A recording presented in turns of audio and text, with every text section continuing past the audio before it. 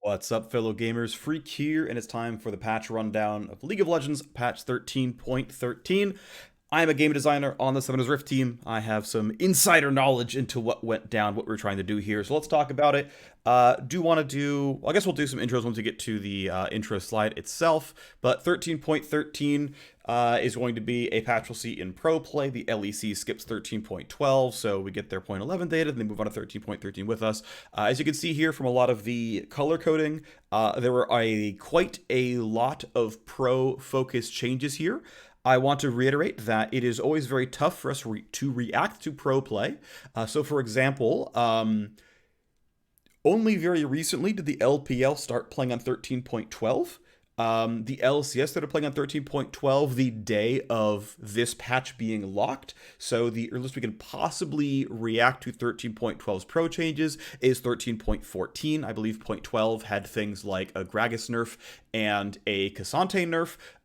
From initial, not top 3 region data, Cassante fell to the number 3 top laner, and then the LPL comes around and he's 100% pick ban, and it's like, well, don't know yet. His presence shouldn't rise from being nerfed, but it's hard to say. But it means that we basically cannot react to how pros view this patch. We cannot react to the pro Neeko anti-meta until at least point 15. It is literally impossible for us to do this, to react in time, and so there is, again, always going to be a 2 patch lag at minimum in pro play. That's just kind of how this goes.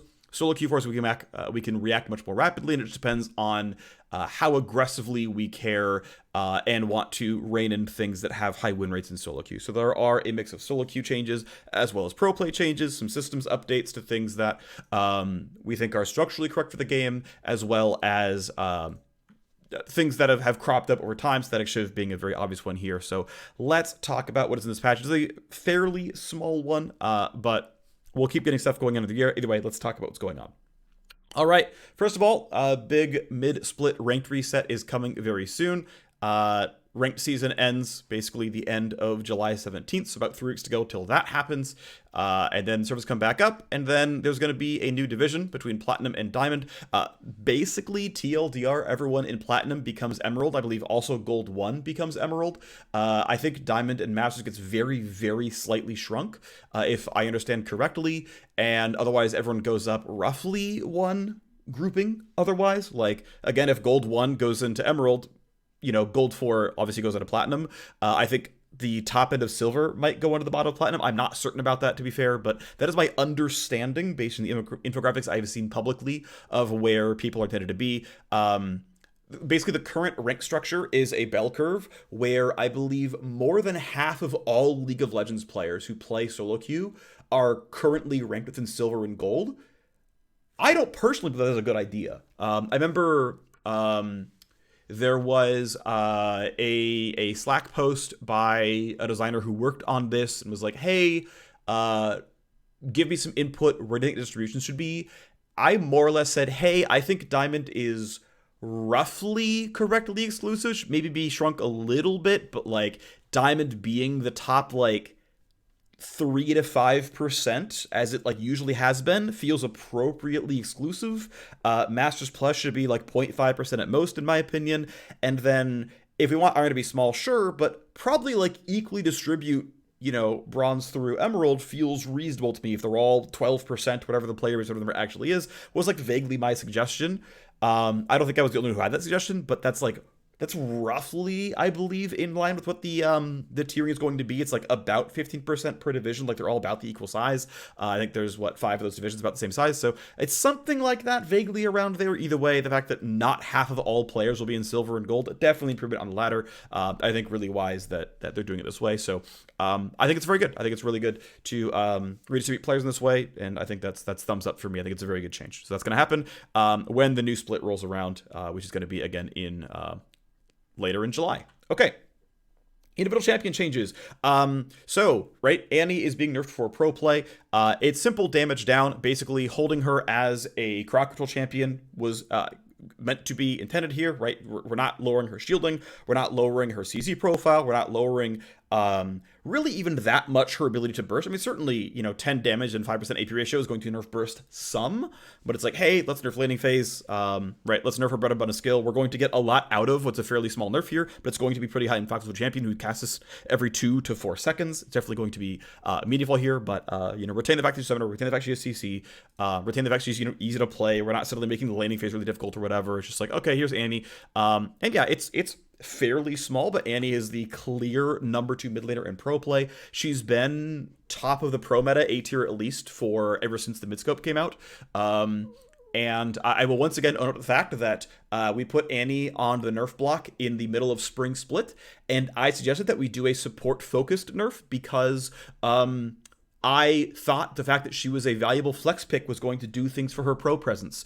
And clearly Annie's primary audience is the mid lane, so if we can let Annie mid be good for more players, that's a good thing. Pros said not a flex pick, that's okay, just Annie mid permanently now. And so I wish I'd been like, let's just nerf her by 1% in mid lane, and we might have had a better situation here, and would have had a less stale mid lane meta. I will own up that it was my suggestion, it's the one that we took. And it turns out that we should just nerf her for mid lane. I really thought that pros weren't going to flock to a 51% win rate Annie, but apparently they do. Either way, here was the math. 24 ability power at level 1 is 1 stat shard plus a Doran's ring. Basically, stat growth can give it a 313 ability power. It's just a decent approximation of like roughly 3 items. This ends up meaning like this is roughly accurate to your mythic spike at 1 item at like 100-ish ability power depending on your mythic and if you have like a Doran's or a Dark Seal, things like that. But it's a pretty decent estimation of how much AP a champion really has. It's close enough to be like, hey, this is how much damage he's losing. And yeah, it's pretty meaningful to how much her Q does. Aphelios is and has been a top tier pro pick for a while. I am still flabbergasted by the fact that Aphelios was just not in pro play for a long time. I remember that I'm the one who initially suggested that we buff Aphelios earlier on in the year. We gave him the smallest buff possible, which was the ability that you normally max last is going to give you more attack speed. This literally does not affect most Aphelios until level 13. It literally has 0 impact on the champion at level 13 plus. And then suddenly Aphelios was really big in the meta. And people were like, well, Phreak, it's because you buffed Thresh, and Aphelios Thresh is a big lane. And then Thresh disappeared from the pro meta, and it's still all Aphelios. And it's like, no, pros just fucking forgot that Aphelios was a good champion. And turns out he's always been a good champion. And we've nerfed a couple other things about him. We nerfed Q to give him less AD. For what it's worth, his resting win rate is still, to be fair, higher right now in League of Legends than it was like early last year. So like in generic power, he's actually gone up a fair bit. I think he's generally liked the items the way they've planned out for him. But even with Overheal being nerfed below what it was at the start of the year, and everything else, I don't know. Aphelios, there's not a lot I can really lament here. I think it is just very silly, and I think pros just forgot about this champion. Turns out this champion is actually very, very good, and despite nerfs, he's still the number 1 bot leader in pro play.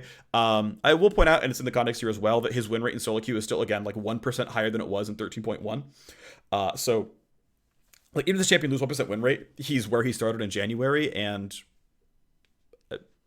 we'll see what pros do, but generic win rate rise, that is what it is. Either way, what's up with Aphelios is a 20 and 40% cut on the lifesteal of Severum, a 1 second cooldown on the lingering slow on Gravitum, which affects how long it can take until he reactivates it to root everybody, as well as the base attack speed of the Sentry when using Crescendum.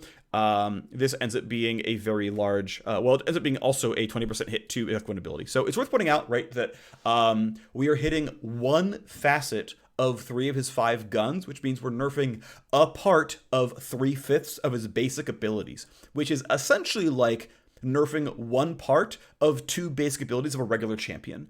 Now, again, it depends on, hey, how much of Severum's power is the lifesteal? How much of it is getting to press Q and kiting? Well, if a lot of the power is the lifesteal, that part's down 20%. If a lot of it is the fact that you get Infernum Gun and press Q and you AoE the whole wave and lifesteal a ton, okay, that's down 40%. And if that's most of the power of Severum, then hey, 1/5 of his ability got hit by actually 20 to 40%. Or if it's like, well, part of the power of Severum is in fact pressing Q and cutting with Chakrams and generating Chakrams to go fight in melee range with White Gun. Okay, well, that didn't get hit in any way at all. Right? How much of the power of Gravitum is getting to wait to cast the root? It matters. It's some. I would suggest it's relatively low. If you're rooting anytime the first 2.5 seconds, nothing changes anyway. The root duration's unchanged. The initial slow, which starts at 35% in the case of the 0.7 seconds, that's unchanged. The ulti impact, that's unchanged. So again, part of his ability got nerfed to some degree, but that's there. And then yeah, the white gun turret in fact has 20% less DPS, which means hey, if you have green gun offhand and you're getting marks and attack resets, you're going to get 20% fewer of those. That's going to be pretty meaningful. Now the first attack's going to come out at the same time, but there's going to be times you're going to get 2 attacks instead of 3, or 4 attacks instead of 3, or 3 instead of 4, 4 instead of 5, whatever, right? Like that. It's going to, eventually round out to 20% less total attacks. It's generally going to be true here. But how much of the power of white gun is the turret, and how much of the power of white gun is just the auto attacks? You've got a bunch of chakrams, you landed the ulti, and they're going to go 1,000,000 damage per second in close range. It's up to you to decide, but again, it's a facet of about 2/3 of the non-ultimate kit. Right? His auto attack DPS entirely unchanged, period. Right? So it's really how much this champion is the lifesteal, how much the champion is the CC duration, CC reactivate duration, how much the champion is the turret DPS. This will certainly be winner impacting, but these hit, I think, the biggest outlier facets of the kit. And look, if this like turbo destroys Aphelios for pro play, great. We get to buff Aphelios. It is kind of unfortunate how fickle some of these things have to be for pro play, because there just are a decent number of marksman champions who are relatively high skill curve. Like, even though the bot lane champ pool is smaller than other roles, because AD carries just freaking refuse to play mages, even though that stuff is really powerful. So despite the fact that the pool is very small, there just aren't that many marksmen. And again, this is kind of the only class, or the only role in the game people won't play a second class, even though the champions are good. You still have a lot of these champions that have very high mastery curves. Ezreal, Aphelios, Draven, Kalista, Lucian, Zeri. These champions all have actually pretty deep mastery curves. All of them almost always sit sub 50 win rate. And they have to be balanced around pro play, largely. At the end of the day, if you put in the time and master these champions, you're going to be good on them. But it is what it is. This is kind of how it works out. Either way, again, if Aphelios, loses some win rate, if he goes to 0% presence in pro play, we can give him small buffs and we can give him some win rate back, and great. Congratulations. This champion can maybe actually go up in win rate over the course of the year while still not being a big pro problem. And it's not like we're mad about Aphelios being in pro play. It's just we want there to be room to play other things, right? If the best marksman is a hyper carry, and I want to point out one thing real quick as I go on this tangent, the MSI meta, all anyone saw was Jinx Aphelios, but Lucian was actually 100% present for the top teams of the tournament. So Lucian was actually the best AD carry in the tournament, but all we saw were hyper carries. And it was like, oh gosh, yeah, hyper carry meta, it's all we're going to see, whatever. But it's like, well, actually the best AD carry in the game was lane bully. And then right now we actually have pretty good variance in terms of like the kinds of champions played, except that Aphelios goes unbanned and is picked in almost every single game. And so one team always has a really dominant carry late game. And look, there's some really, really good AD carries out there. Guma's Aphelios is super sick, and that's really cool. Like, I don't want Aphelios to not be in pro play. He's flashy and interesting and actually makes really cool highlight plays, as long as the things he does aren't bullshit. Then cool, right? This is a very exciting champion. It's a high skill champion. This is a champion who's expected to be in pro if balanced, because of course it's going to require and reward high levels of mastery. If it's not viable in pro, this champion is just bad everywhere. And so that's like a tough, delicate dance we have to kind of walk, but that's just kind of true and is how this game is going to work, I think, long term. So anyway, let's move on to the next topic. Actually, we have numbers real quick, so we could talk about the total amount of healing done on auto attacks, total amount of healing done on abilities. Again, minus 20%, minus 40%. Not much to talk about here. It is a nerf. Okay, next is Ivenr. Ivenr is an extremely successful jungler and also a rather successful solo laner as well. So it is a pretty much 1/3 cut to the rank 1 damage and AP ratio on Brushmaker. Keep in mind this does go to his teammates at a reduced rate to anyone who also walks around the brush, but considering you max this last in both solo lanes and the jungle, essentially the 1/3 cut to this ability is just going to be true at all points in time. Here is the math on Brushmaker. This is on a low AP build versus a high AP build. The core jungle build order is things like Mandate and Echoes and whatnot. The core solo lane build has like Nashers and a Death Cap. So there's a higher AP build here. You can see like, yes, in a relatively closer to full build, the total amount of on-hit damage cut by 60 instead of cut by 35 because the amount of AP is so much higher. So you can kind of get, the percentage-wise all the same, but in terms of the number-by-number impact, you can kind of get the differences here. Great, some math, congratulations. Daisy a bit slower, Daisy a bit less slam damage, also pretty useful stuff. Ivern will still be a strong champion. This is almost certainly true. This champ is going to be quite good. But I think valuable to see the nerfs here. I think it is reasonable. I think Ivern, generally speaking, is allowed to have an above 50% win rate because I think he is generally pretty inoffensive when strong but not overpowered. I think resting-wise, generally okay for Ivern. And he's going to land in a spot where he's strong and look, maybe overpowered, but like clearly less OP than now. Kindred are doing far too well. So Kindred day one of mid-season looked really, really miserable. A lot of the items they were buying just like weren't viable anymore. Some of this was Kraken Slayer was a weak item day one. It got buffed next patch. And then Kindred players started identifying that Trinity Force was a very good item on this champion as well. And anyway, TLDR, Kindred is very strong, very elite skewed, actually a really, really good jungle invader while also being quite the carry.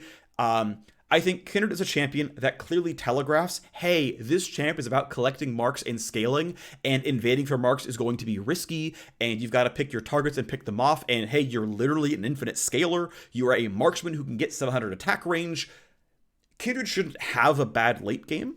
Even if that late game requires marks, that's fine, but it's like so much of what Kindred tells you, like when you read the kit, says, I'm a late game carry. So I don't want to really get rid of that. I did the design work on writing out and implementing the Kindred changes here. And so it's like, okay, well, we're going to nerf your early game instead. And as a very occasional Kindred player, the early jungle, like, going for solo camps is actually pretty chill. Like, blue into steel, red is really, really safe. That's really, really not hard to do. And actually, the early dueling is actually not bad either. If you're level 3, you have all your abilities, you kind of just beat a lot of melee champions. As long as you're, dodging the only skill shot that matters, like a VIQ or release in Q, you kind of just win at that point. But to me, it's like, okay, well, if you're not invading, and you're doing your normal camps, and you've got to kill raptors. Like, wolves are okay, but like raptors, like Krugs is kind of annoying. Raptors is okay. Wolves is fine because Q hits everything anyway. But just like, there's enough slightly annoying things in the Kindred jungle clears. Like, I don't think we need to slow down Kindred's jungle clear, but that is a way to nerf this champ's early power in early spiking. But it's like, man, Q's damage rank up sucks early game. Like, this champ doesn't have a lot of attack speed early game either. Like, the early clear has felt annoying enough. It's like, I don't think it's correct to nerf the early clear speed of this champion, but nerfing the early dueling this champion, where if you're going to go invade, maybe Vi or Lee Sin or Xin Zhao or Volibear or whomever can actually kind of screw you up. Probably a much healthier game plan here, and probably hits the parts of the game where Kindred is really overtuned, which is in elite play, where there are people who are really good at invading. And so it's early game focused nerfs to functionally, early scrapping against enemy champions. So we scroll down to the amount of base health Kindred has before and after. Of course, Trinity Force is a relatively common build, so the 300 bonus HP at some point is going to be less meaningful. That's fine, whatever. The base armor change, of course, will pay for it in Trinity Force, so there's at least something there to devalue health British. And honestly, long term, if we really, really wanted to say, no, Kindred, you really shouldn't like health as much, we could, affect things like less armor growth, more health growth, and just say, no, Kindred has really low base resistances, so plus HP isn't as good of a stat. Doesn't need to happen. That just actually makes Wit's End a better item because now you have more health to multiply Wit's End for. So it's like they become a slightly better anti-mage champion, right? Because giving them health, lowering them armor, guess which way that goes, right? It goes towards anti-mage. So it doesn't really need to happen. I don't think it's super important. To be fair, Kindred, they are still going to be a very strong champion, right? They're still going to be very strong. Less OP, certainly. But going to be strong. And in a lot of these cases, it's like, hey, champions like Kindred and Rek Sai, they are elite skewed champions. And that's not going to go away probably anytime soon because Kindred relies on a lot of like map awareness and understanding lane flow and when you're allowed to invade or not. Like, Kindred doesn't teach you invades. it asks you to know how to invade, which is innately going to be a high skill skewed thing, and that's just going to happen. Kindred will always be pretty elite skewed, and I don't think we need to balance Kindred to be a 50% win rate champion in Challenger. I think it is appropriate to balance Kindred to the point where they're balanced for as many people as possible, and it means that Kindred is generally going to be a stronger champion in Challenger than not, and to a certain degree that's okay, within limits. So that's going to be true for Kindred, it's going to be true for Rek Sai, because, yeah, I don't think it's appropriate to only balance champions at their highest, like, skill level, like, section. Let's move forward. Lee Sin is not doing very well anywhere, basically. Not doing too well in solo queue, not seen very much in pro play as well. Of course, there are Vi and Wukong nerfs in this patch, so some junglers are going down, but a jungler is coming up here. Lee Sin, I think, somewhat like Aphelios, right? This is a champion where if this champion isn't seeing pro play, we probably just keep buffing them. Nidalee is also getting buffs here in this patch, where it's like, hey, this champion is almost always bound and held down by its pinnacle level players. So sometimes it can be elite elite MR win rate, or it can be pro play presence where we would nerf for staleness.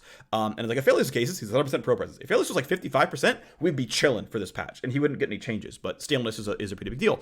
And so if we can get Lee Sin to just like sit 50% pro presence year long, freaking happy, right? Same for Azir, same for Rise. Like, that is great. We can just chill there, and then this champ could be as strong as it can be for regular players, and like in the pro meta, but not down into the pro meta, is a great spot to be. So this is a pretty light touch. The designer, I know I spoke with him and was like really concerned about overbuffing this champion. There was a version's changes that had some base damage buffs here as well, but ended up going very, very light. Again, with the fact that Lee Sin is getting a small buff, the fact that Vine Wukong getting a small nerf, maybe he would have gained some presence anyway, but regardless, I think a fairly safe change. We can look at the numbers here.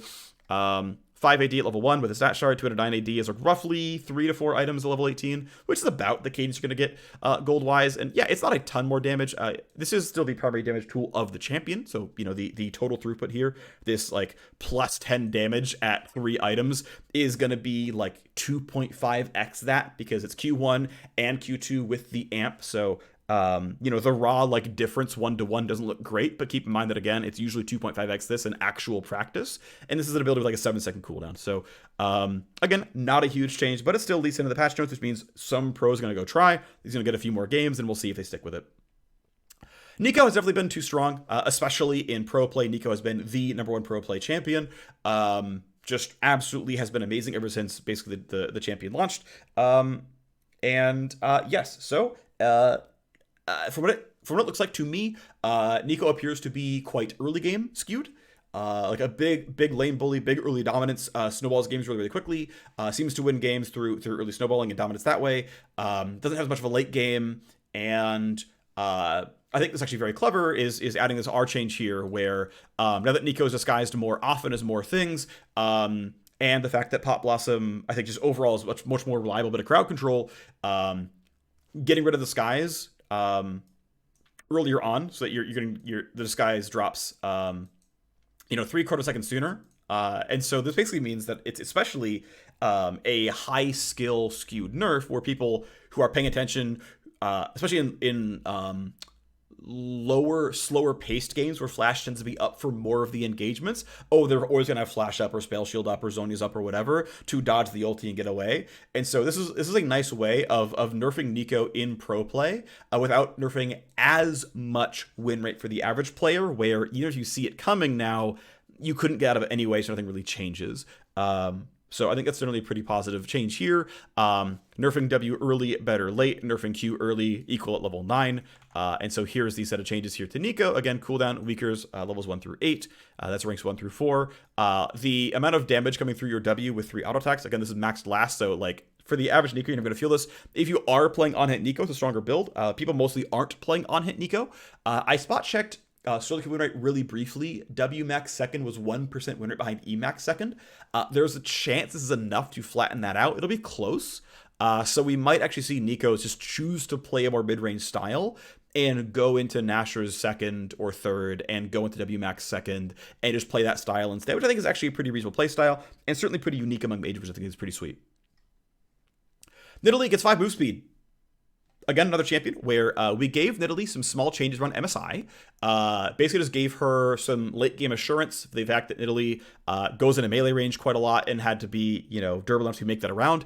We actually saw a fair bit of Nidalee at MSI. Some of this was paired with Nautilus mid. That was a bit of an XD, but we saw like a decent amount of Nidalee mid. Like she was definitely a part of the pro meta, which is cool, right? Like manage about the champion and get her into pro play. That's really sweet. And then we got into summer split and she disappeared again. So we have room for just straight buffs. She's like 51% now in like Masters solo queue, Masters plus solo queue. That's fine. Again, much like we talked about with Rek Sai, we talked about with Aphelios and whatnot, or Kindred's. Like, yeah, some champs just have really elite skewed win rates, and that can be okay. Like, Nidalee is a really, really high mechanics champion, requires a lot of mastery of the champion itself.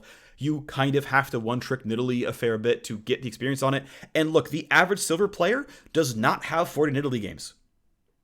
Unsurprising.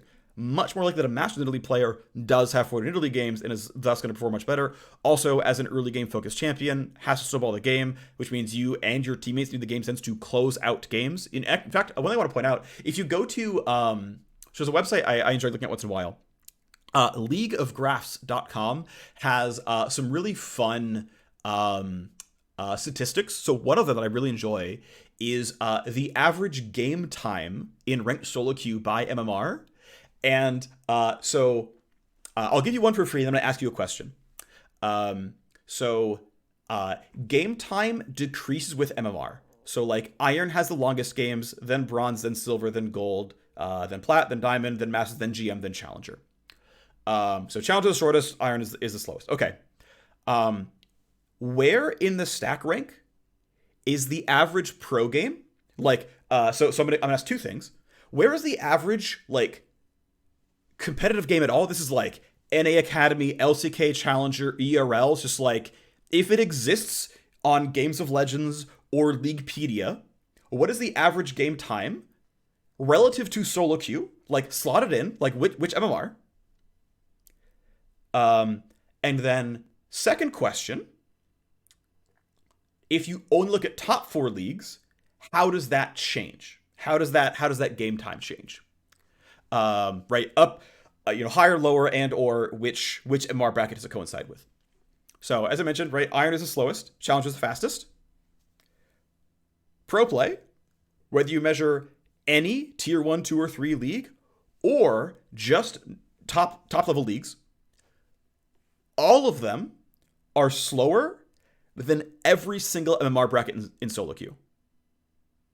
So the average pro game is almost 50% longer than the average challenger solo queue game, which is wild. And this is basically like challenger players are arguably better at closing games out, but also much, much, much more willing to surrender. And again, some of this willingness to surrender is also because people are better at closing games out, and the Rek Sai actually went 13-0 and the game just ends. But pro play plays more risk averse, doesn't have as explosive early games, and actually their games go longer than the average Iron game. And we know that gold earned scales with player skill, right? They're better at last hitting. They don't spend as much time dead, generally speaking, especially in pro play. There's much, much fewer kills. But it means that you have this really weird interaction where pro still really, really cares about early game because, right, better players are better at using their lead and not throwing it, by doing dumb fights. But also their games go much, much, much later than the solo queue environments that these players actually practice in. Now, my understanding is scrims are also clown fiestas, and that scrims look like challenger solo queue. From my understanding, these games are wildly one-sided, and they're all FF15s and 20s. So scrims actually look like challenger solo queue. Then you get on stage, and they look nothing like your solo queue or scrim games. And that's just always funny to me. But I just wanted to kind of point out a little fun thing here when we're talking about win rate curves and early game versus late game power. A random aside, but I just thought it was interesting, and so here's something I'm bringing up to y'all. Find it fun. Anyway, Nidalee, again, early game focused champion, very, very strong early game champion, very elite skew champion. That's fine. Here's about the Nidalee. It'd be fun. Like, if Nidalee's chilling at like 52.5 in Masters Plus, that's fine. She's still sitting at like 48 or something in lower MMRs. And if we can get Nidalee to like 40% pro presence, that's freaking sweet. That's cool stuff right there, right? Next is Rek Sai. So Rek Sai is another designer did most of the design work. I did implementation. People were busy, and so I got the changes in personally myself. But essentially saying, hey, going for this early game skewed changes onto Rek Sai, really trying to target the early dueling power of Rek Sai herself. This is still a very early game skewed champion. I think it's actually good if Rek Sai is an early game skewed champion. We actually want, I think we want champs to have different power curves. It's actually very important that League of Legends games feel different when champs have different power curves. And it's why it's like, yeah, I really wanted to nerf Kindred's early game because they already promise late game power. Rek Sai just is doing far too well.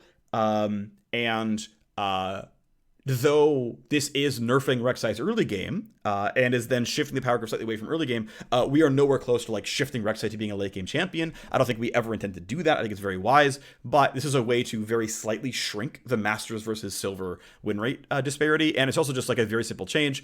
The change ended up coming in kind of late, and so I'm just picking something very, very simple, very, very easy. We're just going to ship this and then move on, and it'll be fine. This will have a small knock-on effect onto the health regen itself. Keep in mind that Rek Sai has 2% max health regen.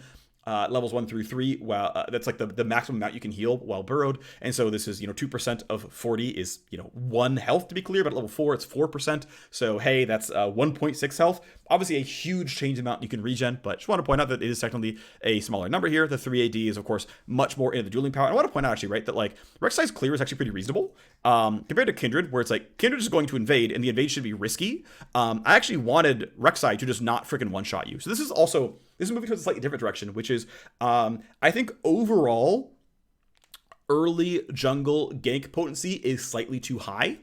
I am fine if junglers have agency over the game, but a lot of the way their agency expresses itself is they can just unilaterally decide which lanes win the game, and the degree to which that's true, to me, feels slightly too high.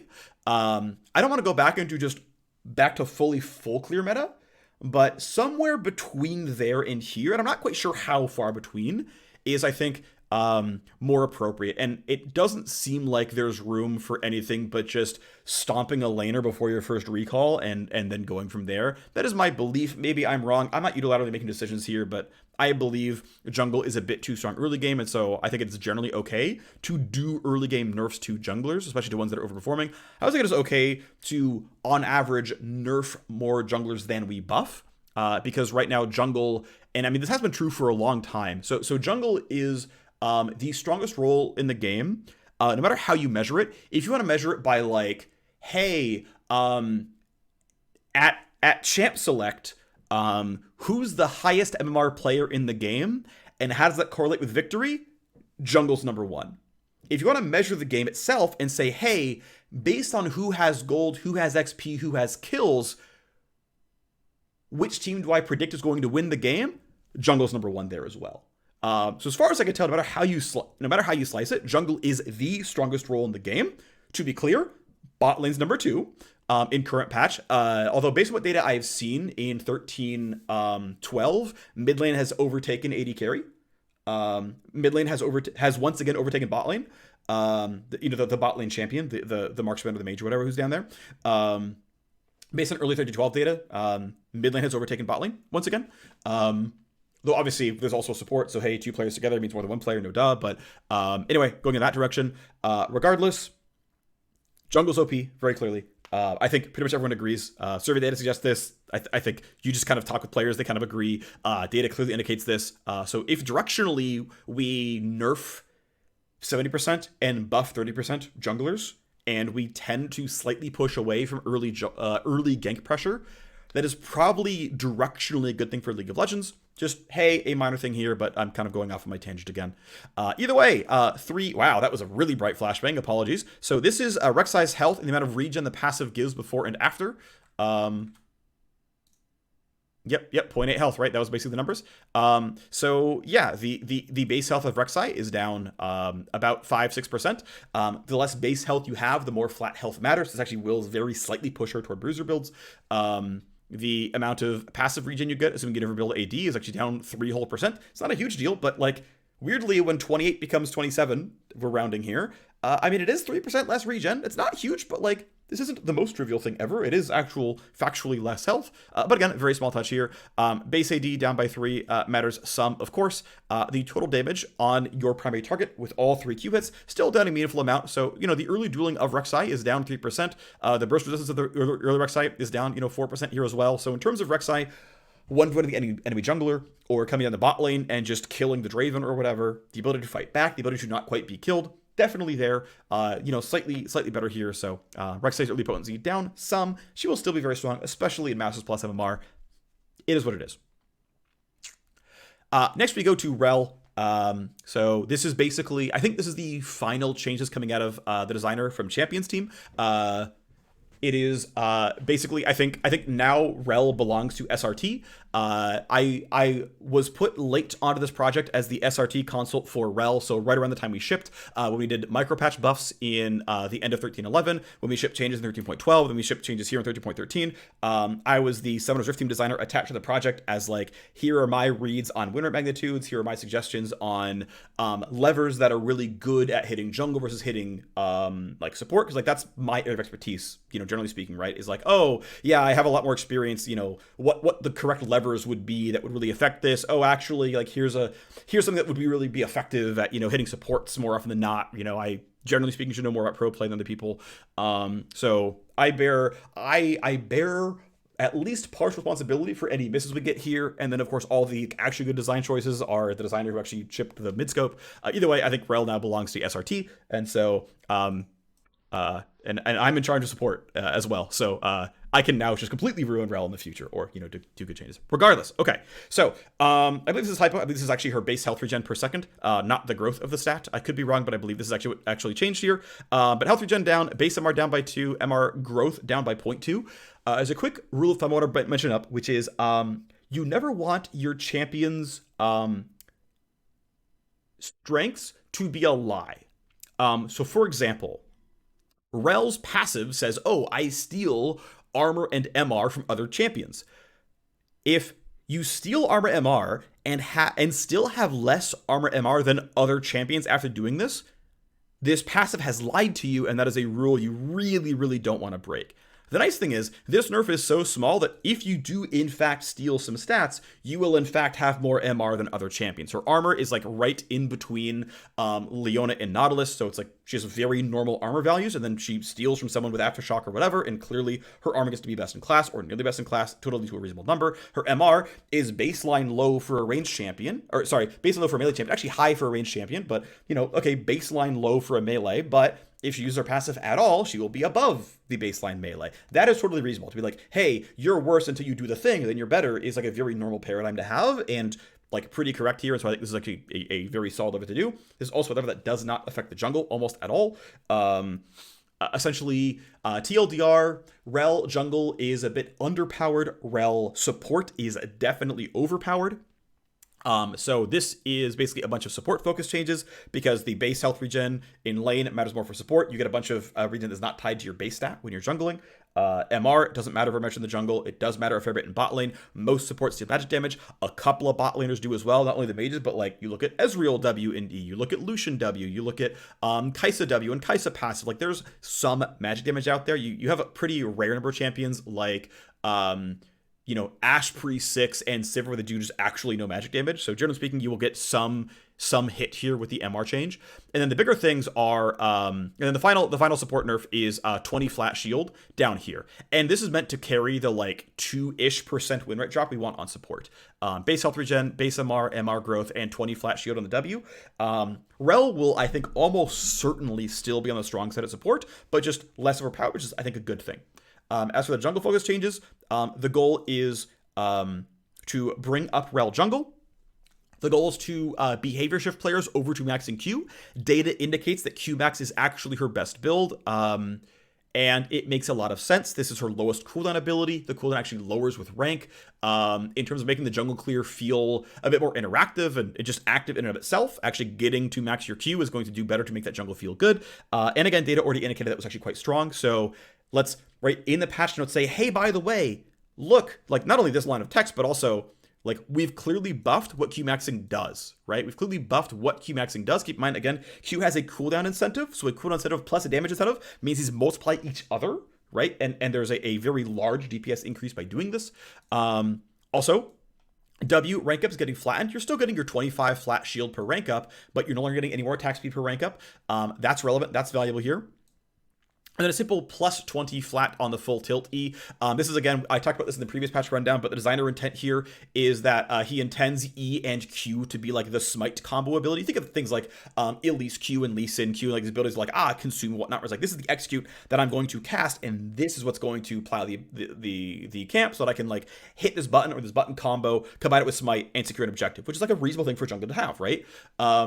And he's like, look, I've run the numbers. This is still never as good as Consume. Nunu is still best in class. He's like, as long as I don't break that number, we're not doing really absurd things. I'm like, yep, trust. That makes total sense to me. And that's like his like good design instinct. Like, it's really wise to be like, okay, what's Nunu? Let's be lower than that number and you know, make sure that that's our asymptote. So let's talk about the numbers here, right? So here is Rell's health per minute, assuming it is, in fact, base health regen is the change here. And then here is the magic damage durability without passive stacks here. You know, eventually down 6 MR, which will never happen for a real support. You're never going to level 18, but okay, you will take a bit more magic damage overall. Your base health regen down as well, and this will actually multiply itself, right? If you're against like a Xerath or a Lux or something, and you take magic damage, right, you will actually take 1.7% more damage. And then also regen 10% more slowly. And again, this regen is multiplicative with things like Relic Shield. Now, your potions are going to be purely additive. Those are going to do their own thing.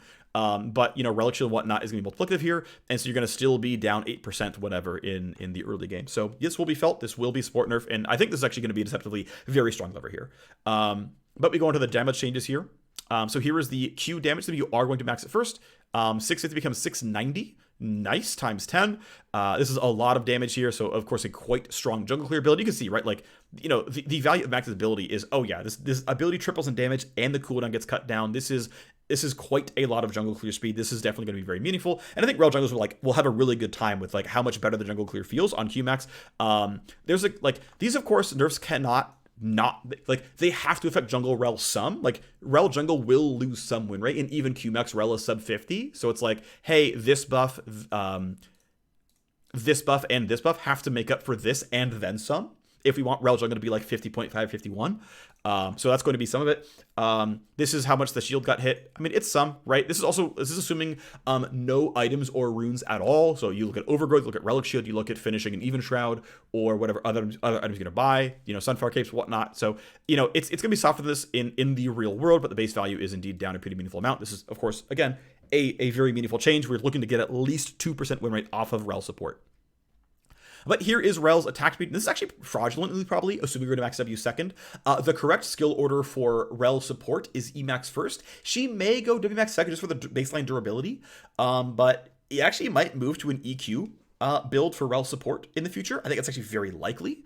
Ethan Q and Rell jungle is almost certainly supposed to go E than Q because she really wants the movement speed on the E for clear. And it might be that like she does, for ganks I should say, and it might be that she does like 3 points Q and then maxes E, and it's like, you know, E is maxed by level 10 or something for like really good gank access, but like 3 points Q is like the good clear, or even like 2 points Q for a good clear. But regardless, this is assuming W second because I think players won't make the change right away. But you can see, right, a substantial increase in attack speed for a very long time here. And again, this could be 13% for a much longer time if you in fact leave it that way. And as far as E damage, it's just flat 20 buffed. So not a huge change. In actual practice, the amount can be slightly higher than this because it's assuming we're hitting the monster damage cap here of 150. Which is 3% of 5,000 health. This cap is actually only reached against Dragon and Baron and Rift Herald. So in actual practice, you're essentially percentage-wise higher than this. So, you know, E is a moderate cooldown, but it's AoE. And, you know, you get decent clear out of this. You get 20 more damage, everything. You get, you know, 20 to 60 more damage out of this or whatever. It's going to be pretty decent, 20 to 40. So yeah, this is the changes. I think they're good changes. I think Rell jungle should be above 50, and Rell support should be much closer to 50, which is good. AP Varus gets hit pretty damn hard. I spearheaded this change. It was given to me. It was you know, the generic task was like investigate game health issues, and specifically called out things like AP Shiv and also AP Varus, AP Statikk Shiv, not AP Shyvana. Shyvana's coming later. We are working on her. Yeah. The intent is to nerf pure AP Varus It is a direct nerf. I want AP Varus to be the worst build of Varus. But I still want the hybridy Varus builds of, hey, Rageblade has AP on it. Hey, maybe I do, Rageblade Nash, but then like other, AD items. Again, Rageblade Nash or Shiv being like a pretty standard kind of build option. And even just generically, bot lane Varus, his most common build path is still Rageblade, Hurricane, Shield Bow, etc. It's an AD build. And so knowing that like, hey, this gets hit a little bit, let's try to give him back power in ways that he kind of cares about. Generally speaking, it's, hey, Rageblade Hurricane Varus will not pop all his blight stacks, but he sure will apply W a whole lot. And of course, Rageblade only has 30 AP on it. He doesn't usually buy any other AP items in his common bot lane builds. So he'll feel this a very little bit, but he'll actually apply this a lot more. But again, like pure AP Varus needs to get hit really, really hard. The gameplay of pure AP Varus is completely unacceptable. And yeah, it's getting hit really, really hard. And intentionally so. This is like not an accident. So let's talk about the numbers here. So what do you get if you get 3 stacks of Blight at 0 ability power to eventually 370 ability power, which is like basically just 3 to 4 full mage items. And yeah, eventually you get like 55 more on hit damage. Okay, sure, I land my 3 autos, I get 55 more on hit damage, cool. If you take 1/10 of this, which is like just Rageblade, you get 5-ish on hit damage, unsurprisingly, or something like that. So this is, by the way, over 3 auto attacks. Regardless, cool. But if you indeed have 370 ability power on a late game champion, popping 3 blight stacks in and of itself used to do, and this is like not even that taking a target and not even that much AP. Like this is not death cap full build. This is like 2.5 items if your second item was death cap kind of thing. It's like Nashor's death cap plus a component roughly, just about. And 3000 HP is like not even like the extreme end of a top lane champion, and it's like, yeah, okay, level 18, whatever, but like, this is clearly an unacceptable number, right? Like, this is clearly far too much damage for what R plus Q can do. Keep in mind, R has a 1.0 AP ratio, so he literally does like 800 damage on the R, then 1200 damage on the Blight pop, and if you can auto E during the root, which is very, very likely, he just did 3,000 health in just the magic damage, not kind of the autos, in a very, very short trading pattern. Not even Syndra can do as much burst. Like, the numbers are clearly unacceptable. And the numbers, by the way, still end up very, very high. Guess what? R's damage didn't change. Guess what? The on-hit damage is certainly lower. It's not going to make up for losing 300 damage on a 3 blight stack combo. But yeah, you're losing 300 damage on a 3 blight stack combo. Yep, it's a nerf. Next is Vi. Vi is doing very well in solo queue. Vi is also, and has been, the #1 pro play champion for a very, very long time. There's this really bad conspiracy theory I saw on Reddit from several people where it's like, people are only picking Vi to lock down the hyper carries like Zeri. And it's like, dog, people are first picking Vi in games where Zeri is banned or when Zeri is not the meta pick. Like, we were just in an MSI meta where it was exclusively Jinx vs. Aphelios with Lucian permabanned, and it was still Vi as the #1 champion of that tournament. And it's like, we've had plenty of meta games where like Xayah is open and a relevant, valid champion. Like, I have seen multiple games this split of people picking Xayah into Vi, and people are like, yeah, I don't care that Xayah exists. I'm picking Vi because Vi is the best. This is not a XD, I'm here to lock down the unkillable AD carry, when like the hard counter AD carry pick is like a frequent champion in the current metagame. Vi's just too strong. That's just the case, actually. So, Vi nerfs. Vi, again, very, very strong in solo queue, doing very well. Overall lockdown power is very high. It's direct nerfs the champion. The goal is to nerf the tank builds of Vi more than the fighter builds of Vi. In solo queue, it's a lot of like Triforce or Eclipse, into Sterix or Death Stance or other damage options. In pro, it is entirely Black Cleaver into Radiant Virtue. And so choosing outputs that like 1-to-1 affect her tank builds, valuable. Whereas if you're like, yeah, I just go Triforce and frickin' kill you, and my job is to just 1v1 your ass, that's not really changed when she has a bit less shielding, because she's very lethal and very high damage. These are nerfs that like will nerf her quite a lot. I think this is a very meaningful set of nerfs that will knock her off the #1 spot in pro play. I believe that very strongly. she will still be a very strong champion in solo queue, is my belief here. Obviously, we can be wrong, but I think these were very intelligent choices made by the designer who did these changes, and I'm a really big fan of this one. These are outputs that disproportionately affect tank builds more than fighter builds. Here is the total value of the shield. It's always 20% less shielding. This is assuming a baseline value of the champion without any any bonus health purchases. With like even her fighter builds are like, again, things like Triforce and Cleaver and whatnot, things that have health on them. Also worth noting that generally speaking, my experience has been juggling with her that you can't use the full shield against many of the camps anyway, so you often won't feel this on your clear. I think things like Raptors would break your shield normally, but a lot of cases just red and blue attack too slowly. It's like Gromp can break your shield if you time it well, but a lot of these other things really do not. And then the R cooldown, of course, definitely meaningfully hit. About 50% longer all points in time. Yep, definitely matters. Off we go. Wukong, a pretty light nerf here. This is a right. It's 16% less damage on the E. This is the ability you actually max last if you're scaling appropriately on Wukong. You're supposed to max W second on this champion. People in solo queue tend to max E second, but I believe pros appropriately max the clone second ability. Regardless, this is still an 80 damage ability with only an AP ratio, not an AD ratio at level 1 of the champion, and rank 1, which is until level 8. So no matter what you're actually doing, this does not affect, like, it's 20% of an 80 damage ability with no scaling on it for the first 5 clears, essentially. This is not a huge nerf. It is a tap to Wukong. It is a light touch. This is, hey, we're trying to shift you out of pro a little bit here. We are certainly aware that Wukong's solo queue win rates are not great, neither in top nor in jungle. At some point, we should pick up Patchwork to, like, bring up Wukong's solo lane win rate and try to make Wukong good in solo queue and not in pro, because it definitely sucks when your champion isn't winning a lot of games, doesn't promise that, oh, my champ's only low win rate because of mastery curves or really elite skew where I'm really early game.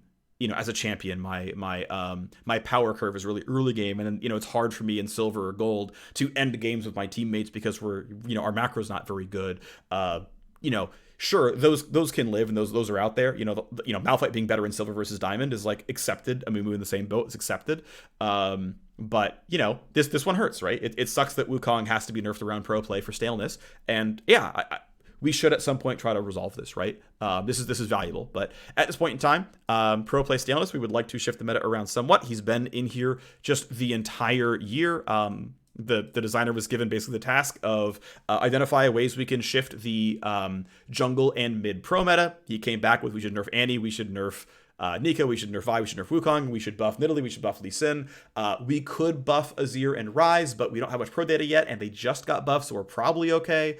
Identifying other champions that like usually get seen, that usually see play but don't right now. Other things that we ended up, kicking aside for a little bit later, but regardless is one of the options, and yeah, we agreed that this should happen. So that change here. Duskblade of Rakthar! Next thing up, does not proc while you're actively channeling, so Samira and Misfortune are losing a mythic that will make them untargetable while actively channeling their ultimates. This affects other things like Katarina as well, sure, but regardless, the real change is this. That it will not pop if you're actively channeling an ability. This is how Senna's E works, by the way. Senna's untargetability matrix just does not apply to you while you are actively channeling. She cannot stealth a Fiddlestick so that you can't, like, Mal's ult or Buster Shot him out of starting Crowstorm or using W or whatever. It's just like, nope, while you're channeling, you're meant to be targetable, you're meant to have gameplay around you, you're meant to be, the gameplay around channeling is meant to be that you are stunnable. Is you do some really cool shit, like have a spell shield or a Yasuo wind walls for you or Morgana black shields or whatever. Cool. You did a really, really cool intentional kit interaction. You can't just sidestep it for free. So good change. Like it. Good stuff here. Next, I'm going to skip over Statikk Shiv.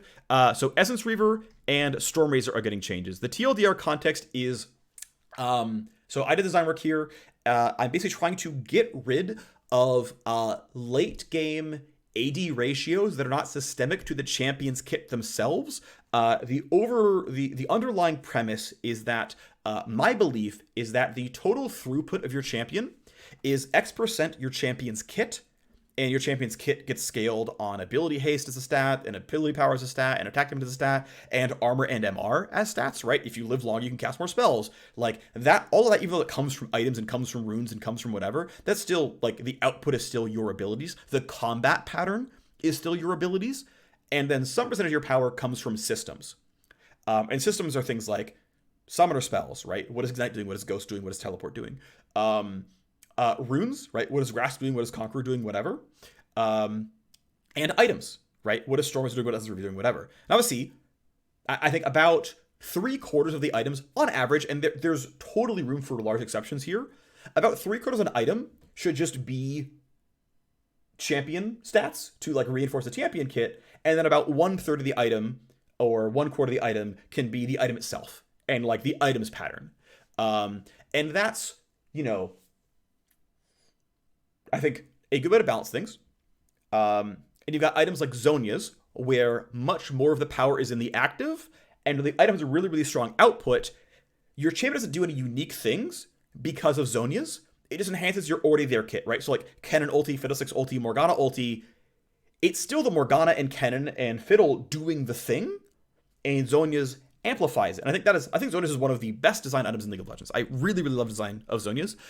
If it ever needs to be balanced around getting poached, the cost can go up and the amount of ability power can go up so that like the opportunity cost for a Draven gets higher, the opportunity cost for a Veigar doesn't, right? Like, that can be done as a tuning lever. That's fine. That's reasonable overall. An item like Stormrazor, again, right? It gives you attack speed, it gives you attack damage, it gives you crit chance, right? That's going to go buff your kit over here, but it's also going to do something on its own. And the fact that it had a really, really large AD ratio, the fact that Essence Reaver has a quite large bonus AD ratio means that these items are getting carried pretty heavily into the end game, where when it's like, oh yeah, I landed an Ezreal Q on you, and my Ezreal Q did some damage, and it applied Muramana on you, it applied Lizard Elder on you, it applied Runic Echoes on you, it applied Essence Reaver's proc on you, it applied Triforce's proc on you, it applied Stormrazor's Energize effect on you, it applied Lichbane on you. It's like, okay, to be fair, Ezreal Q is the most extreme example. It is a relatively low damage ability that applies both attack and spell effects, so it's the most carrying ability in the game. But it's like, oh yeah, Rengar ulted and jumped on me, and I took the Q crit plus Essence Reaver proc plus Stormrazor proc plus like old Duskblade had a flat damage proc on it as well with an AD ratio, and it's like, I'm just applying 7 items on you at once and the spell. And if half the damage comes from items, that to me like breaks the pattern. So circling back to the point, which is if the ratio of my kit does X and my systems do 0.5X, this means that at level 3, I have 1 keystone and no items. So the keystone has to be half my kit in power-ish. That's overstating it a little bit. At level 1 or 2. And if you look at like early game mid lane trades where it's like LeBlanc W's forward, autos you 3 times and W's back, and Electrocute was about half that damage, it's like, that's the pattern level here, right? You play top lane, footsies at levels 1 through 3, and it's like, who can get the grasp stacks off? Like, that's really healthy. No one has skills yet, but the keystone has gameplay. We're playing around the gameplay. And then you get to like 4 items set versus Draven or whatever. None of those guys from grasp, but like whatever. You get to 4 item Camille versus Jax, and it's like, oh, grasp isn't important. Everything else is taken over. Like, that direction is good. And so it's shifting these items toward like away from these big bonus ratios and toward early game power, where when you buy it, it is a power spike and meaningful, right? This item is meant to be good, but as you get to late game, as you go to 3 items, this item falls off and is less of your power budget overall. And basically targeting Essence Reaver to be better at 1 item, about equal at 2, and worse on 3. Targeting Stormrazor being better at 1, better at 2, and then equal as you're like halfway through your 3rd item is roughly the math here. So let's talk about those 2 as the numbers. So Essence Reaver, looking at just Gangplank and Rengar here, Gangplank has numbers close enough to Draven that it's like GP is basically your Draven stand-in. And this is how much damage your base stats plus just Essence Reaver, no runes or other items, deals before and after. And so if you have no Doran's Blades, no runes, no nothing, right, it clearly does more damage on a Gangplank. And if we're Rengar, with Rengar, we also have a Duskblade. So we're looking at you know, a 2-item build where it's Duskblade first and then as Reaver here. And you can pretend the item comes in later, you know, 12 or 13, whatever, doesn't matter. But like 6 is pretty much roughly the earliest you're going to see GP finish his item. I think 9 is going to see, you know, Rengar finish 2 items here. But this column right here is what you care about, which is how much more bonus AD do you need before this change is a nerf? And it's like, well, when is Gangplank finishing Quick Blades? Level 10? It was level 10. 84 bonus AD is, well, Quick Blades is 65. And 5 from Mythic Passive is 70. If you have Dorn's Blade, it's 78. The Stat Shard, it's 83.4. And you go level 11, you haven't bought a new longsword yet, and it is still a buff, right? So basically at all points in time, GP is stronger and stronger and stronger and stronger and stronger, and then as you build toward your 3rd item, based on what level you are, you add your LDR in, or Collector, or whatever. Like, if you get a pretty early Serrated Dirk, okay, it's finally weaker, but it's like clearly better 1st item. It's about as good 2nd item, and it finally falls off 3rd. I would say that's generally speaking power positive. This is probably a GP buff. You look at Rengar, it's much less clear. We've already got Duskblade, we've already got Essence Reaver, and we need 17 more bonus AD before Essence Reaver 2nd is considered a nerf. Well, did it actually come in at level 9? Is it coming in later, around like level 12? Okay, well, it's 31 bonus AD then for that. But the question is, how many Bone Tooth Necklace stacks do I have? If I've got 4, I've got 16% bonus AD of my 115 bonus AD. Okay, well, bam. If I get Duskblade Reaver with 4 stacks at 9, it's a nerf. But, you know, very quickly you start your next item at all. Any other item comes in for Rengar, you know, any meaningful Bone Tooth Necklace stacks at all, and it is a nerf. So, you know, this mathematically ends up being a Rengar nerf. Again, this is not counting Ruse, this is not counting a Dorn's Blade, this is not counting any of this stuff. Very quickly, this is clearly going to be a Rengar nerf. This is pretty much power positive to a Gangplank. If you look at a Draven, it's power positive there. If you look at Sivir, it's going to be power positive there. Anyone who would consider going Essence River first, Essence River first is a much, much better item here. I think directionally, it is good to try to have Essence River come up to the level of 1st item power spike that Trinity Force is. Trinity Force clearly showed that there are some champions who really, really like their level 1 power spikes. And though there are some decent legendaries that are good power spikes, Shiv and Kraken are honestly quite performant as champions, as items on a lot of champions. There are some who are just like really, really about Triforce. And so, okay, here's Draven, here's ER. It's going to be closer for you. Ezreal is going to care as well, though Ezreal prints a lot more bonus AD through things like Muramana. It's going to fall off bit more aggressively for him than other champions, but directionally that's what's happening here. And then Stormrazor, I'm using Jhin as one example and Caitlyn as another. So Jhin can buy this item first. This is accounting for his passive and the all the multiplicative stuff going into the attack speed and the crit chance to give him all this stuff here. But Stormrazor is definitively, again, pretty much better 1st item on Jhin. Again, this is not counting runes in Adorn's Blade, but you can see how much basically how much more bonus AD Jhin needs before Stormrazor is a nerf. And it's like, look, by 2nd item, Stormrazor is a nerf on Jhin. So Stormrazor is probably going to be power negative on Jhin as a champion. Again, it is still going to be objectively better 1st item, but it will be power down on item 2, with absolutely obviously going to be the case here. For Caitlyn, much less obvious here. Again, clearly power positive on item 1. Pretty likely power positive item 2 here as well. Around level 11, you finish a Gale Force, 55 AD on a Gale Force, 8 AD from a Dorn's Blade if you buy it. We're still in the 60s here. It's going to be power positive item 1. It's going to be slightly power positive all the way through item 2. And then finally, as you start item 3, you just kind of start out leveling your gold income. It'll finally fall off. But yeah, these items are going to be worse late game. That is intentional. They are going to be better early game. That is intentional as well.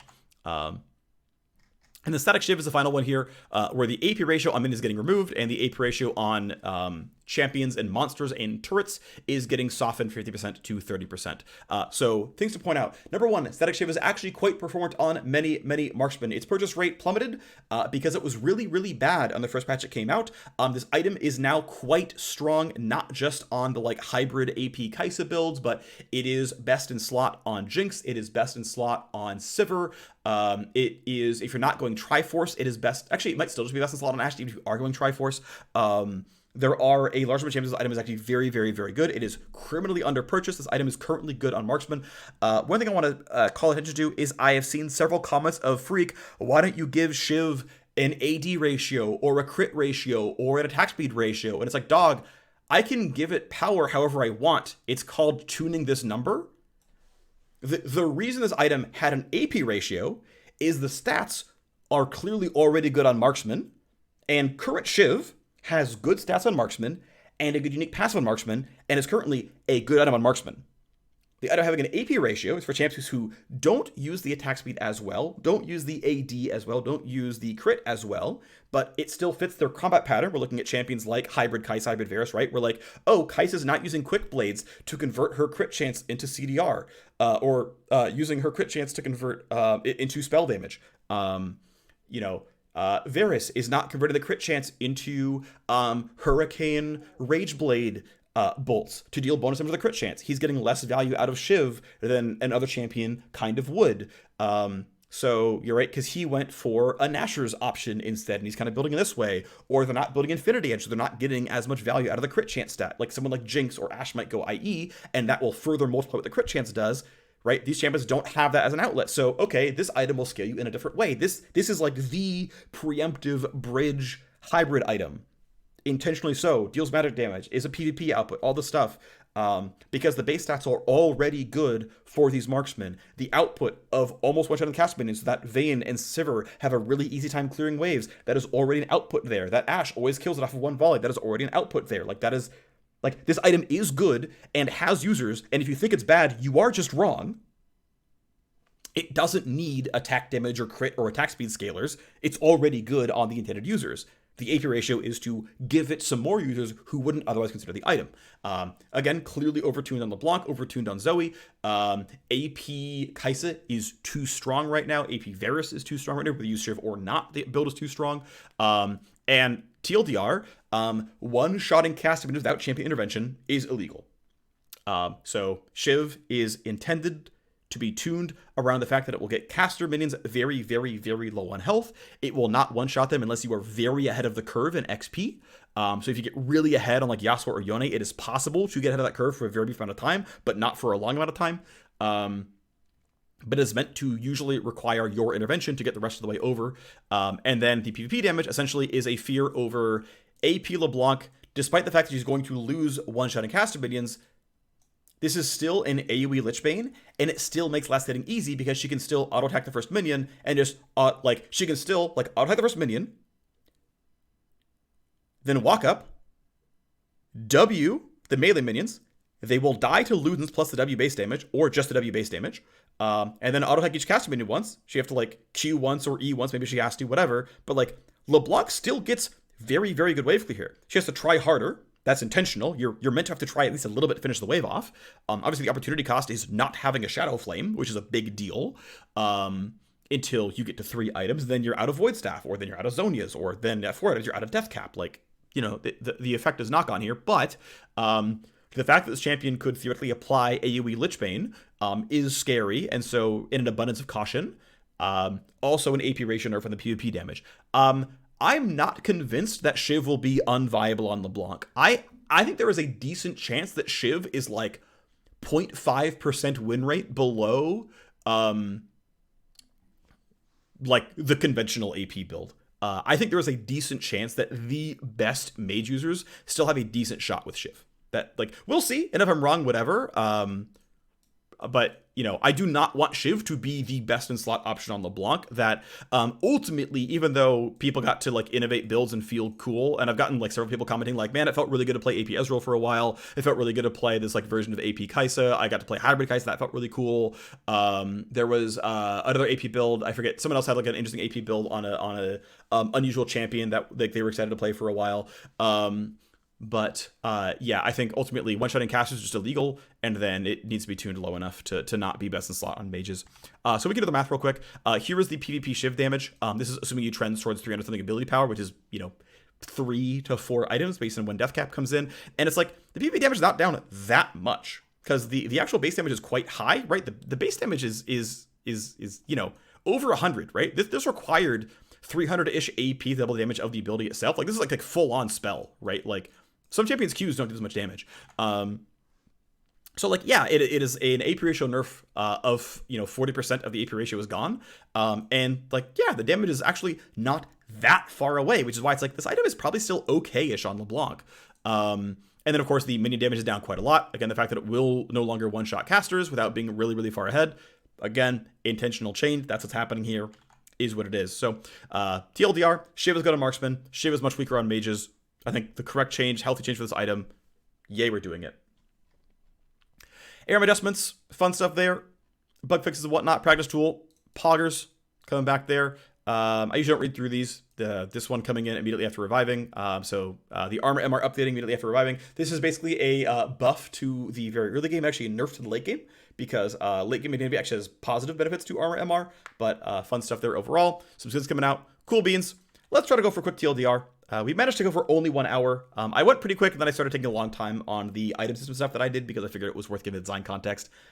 TLDR patch 13.13. Some pro focus nerfs, some solo focus nerfs, a couple of buffs here, but it's mostly power negative to a lot of overperforming champions, and some systems updates that we'll talk about when we get to it. Okay, new rank season comes in late July. Poggers, looking forward to that one. Emerald tier is coming in. Enjoy that as well. Gonna be cool stuff. Annie, flat damage and AP ratio down on Q. She's been the number 2 mid laner for quite a while in pro play. She has some move in solo queue. It would be nice if Annie was still above 50 for the average champion or for the average player. I think that is a good thing for Annie overall and for the game. But as number 2 in pro for a long time, that is stale and is a pro-focused nerf. Aphelios is unfortunately stale as the top dog in pro play ever since MSI hasn't let up all summer. It's multiple patches in a row, so Aphelios nerfs sustain, down 20% auto attacks, 40% on spells with Severum. Gravitum, basically this is the actual sort of result here is you get one less second to reactivate Gravitum with. The amount of actual CC profile otherwise is very negligible. It's a 10% slow for this part of the duration. That's not a big deal, but just the amount of time you can kind of string someone along and then root them, that goes down. And then 20% less DPS through Crescendum Turret, meaningful here as well. I think these are probably the biggest outlier parts of the kit, and definitely very, very strong. So a nerf here. I think there's a very good chance Aphelios drops from top spot in pro play as a result. Ivern, very, very, very too strong. 1/3 off the on-hit damage of Brushmaker, a bit of speed off of Daisy, a bit of slam damage off of Daisy as well. This is the big change. This is definitely very, very meaningful. This is, of course, a nice change here as well. Regardless, I think good changes and correct for a champion who's winning far too many games. Kindred, basically a nerf to their early invade power, their early dueling power. Now you're much more likely, if you catch Kindred, you can kill them when they try to take your blue buff or your red buff or whatever. Generally speaking, I think a positive change here to tweak the champion a bit away from the early dueling power, because Kindred will have, of course, a very strong late game if they're able to snag a bunch of marks. Lee Sin, a fairly conservative change, since Vi and Wukong are getting nerfed. Lee Sin has some Ruben solo Q, of course, as well. A 5% bonus AD ratio buff on each half of Q. Keep in mind, this actual buff is, maybe 2.5x the real severity, because Q1 and then Q2 has the amp based on how low they are. So I think some solid choices here, and a light buff to Lee Sin. Neeko has been the number 1 pro play champ ever since the rework hit pro play. Blooming Burst, increased cooldown, meaningfully levels 1 through 8. Shape Splitter, basically relies more points into it for it to be good. W second right now is about 1% winner behind E second. There's a chance it changes, since you're going to get an extra, 5 points per rank up on the ability. That might be enough to switch your behavior over to W. And even if you don't, it's just going to be a flat 10 nerf until level 13, which you're going to, of course, feel as well. And then Pop Blossom gives you some time to react to it, which is, of course, a good change as well. This is, I think, a really elite skew change where players are going to be much better at reacting and getting out of the way, zone using, flashing, whatever, especially in pro play where the game is much slower paced and your summoners are available for more of the fights. Good changes to a definitely somewhat overtuned champion and clearly stale in pro. 5 moves to Nidalee, not much to say here. Good change. Rek Sai losing some early dueling power here as well. It makes up durability and damage. The hope being that if Rek Sai ganks you in the early game, you have a slightly better chance at fighting back. She is pretty much the queen of early game dominance. Not getting as much pro play as I think she probably deserves to see, but really overbearing, especially in the super high elo solo queue. And so the ability to fight back against the Rek Sai, for her to have fewer successful ganks because the amount of damage coming down is lower. Keep in mind, like, Q has an attack reset. Her base attack speed is actually pretty reasonable. She's going to get a slower clear. She's going to have less dueling power. Overall, this matters a fair bit. Moving on to Rell. Rell is simultaneously too good at support and not good enough in the jungle. Base health regen down, MR down, flat shield down on the W are all the support focus nerfs, aiming for about 2-ish% win rate, 2 and change.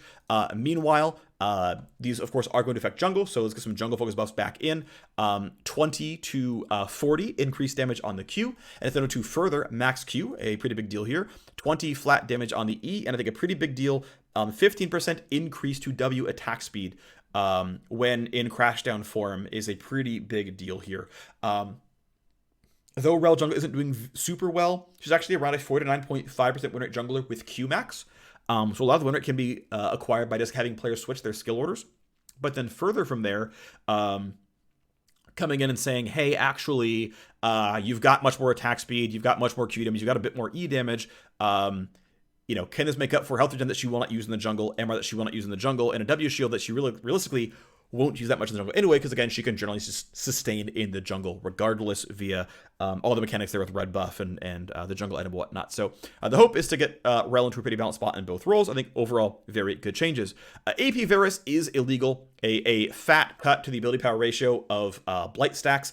I am fine if AP Varus is playable, but AP Varus should be the least good Varus build, behind on hit, behind lethality, as compensation for the more honest Rageblade Hurricane Varuses, who are going to apply on hits way more than they can apply Blight.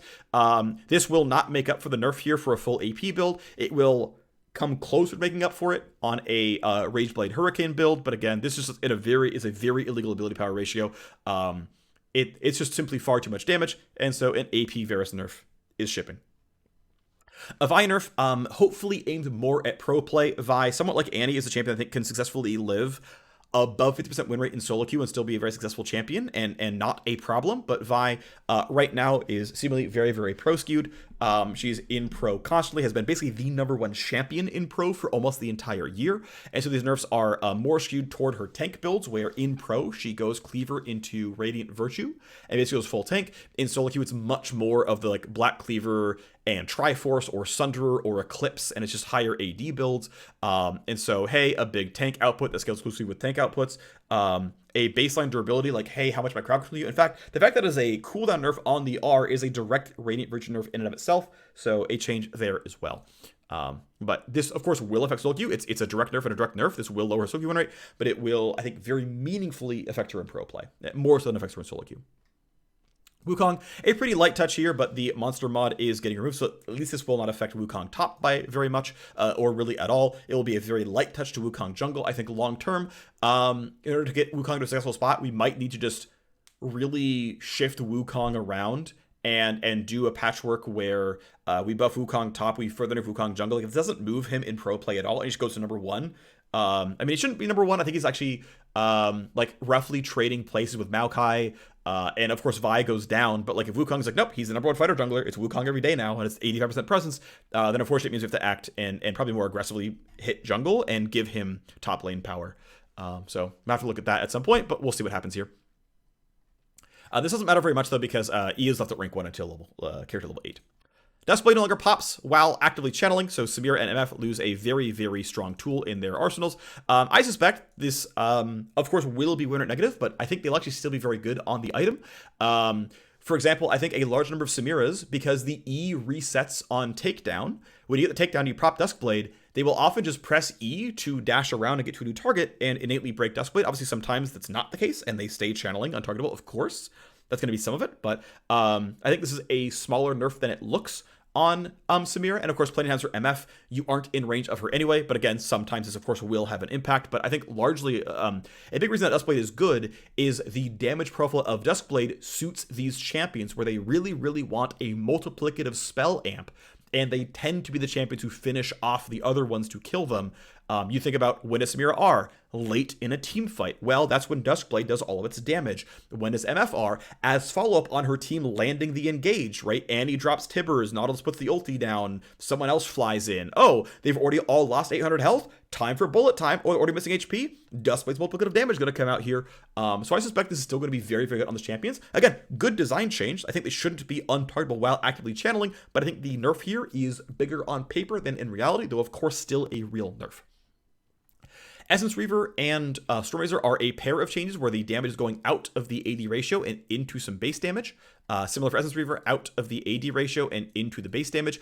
TLDR, these items are basically obviously better on first item, equal to slightly better on second, and then definitely worse on third. Essence Reaver on Rengar specifically, based on how many Bone Tooth Necklace stacks he has, might be a strictly weaker item on second, and definitely a strictly weaker item on third. So it is a light Rengar nerf, and then like when Rengar buys is like 4th or 5th, it is clearly worse on him. So these are some like light Rengar late game one-shot nerfs, which is good. But Gangplank, it's power positive. Draven, it's power positive. Sivir, it's power positive. And for Stormrazor, it's like, this is actually not great on Jhin, but it's going to be power positive on someone like Caitlyn and Lucian, who care more about the one item spike lane bullying. It's a better item at one item, but a shift away from late game power. Statikk Shift, meanwhile, no longer has an AP ratio on minions, so mages no longer one-shot casters. And hybrid champions who go into like Rageblade Nashers no longer one-shot casters. And then secondary to that, the non-mini damage cut by a little bit. I don't believe, so like right now, Statikk Shiv LeBlanc is about 2 to 3% win rate higher than Luden's First LeBlanc. So Shiv First is like just 2 to 3% better than Luden's First. And keep in mind, if you go Shiv First on LeBlanc, she often doesn't buy a Doran's Ring. So at one item, she has 0 AP. And so one item LeBlanc, there isn't a change here. One item LeBlanc is literally unchanged by this patch. There aren't patch notes until she finally starts building Lost Chapter. Then when she finally starts building Lost Chapter, the PvP damage is going to be like 150 plus 30 is 150 plus 18. Guess what? That's not a change. What actually happens though is, okay, she finally doesn't one-shot cast minions. But one-shotting cast minions at 1.5 items, I don't think is a 3% win rate lift. Which means I don't believe this line is enough to make Statikk Shiv not optimal on LeBlanc. So I believe we actually require this change as well. And even then, there's still a chance this item is like equal to a conventional AP build on LeBlanc. People will certainly try it. I will be tracking the win rate very aggressively. There is a chance, if it is still clearly BIS in LeBlanc, that we micropatch this item before Friday. Because I do not want to leave the game in a state where Shiv versus LeBlanc is optimal. I would love for Kai'Sa and Varus to have great hybrid builds, and Teemo and Kayle. I think that is awesome. I think that is good.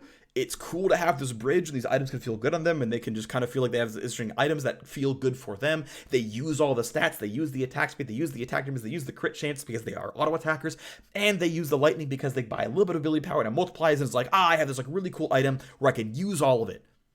That's a good user of this item. And if you're like Ashe or Sivir, Shiv is just good on these champions. It's just already a good item. They can just use Shiv, and it's actually great. Jinx as well, where it's like, oh, anyone where it's like really easy to finish the waves off, really like this champion. Tristana likes this item because one auto will kill the casters, and it's very easy to explosive charge with the E and kill the melees, or just, last hit well. Ashe kills the casters with volley. Sivir kills the things with W. Kai'Sa, even without the AP ratio, can kill them with Q. All these things actually feel really, really good. The item is very good on them. Jinx kills with one rocket auto, right? Like, the item is 4, and it feels really good on these champions, but the amount it was doing, of course, was illegal. And that is it for the balance updates. Thanks for watching, everyone. Hope you had a good time. See you next time. Bye-bye.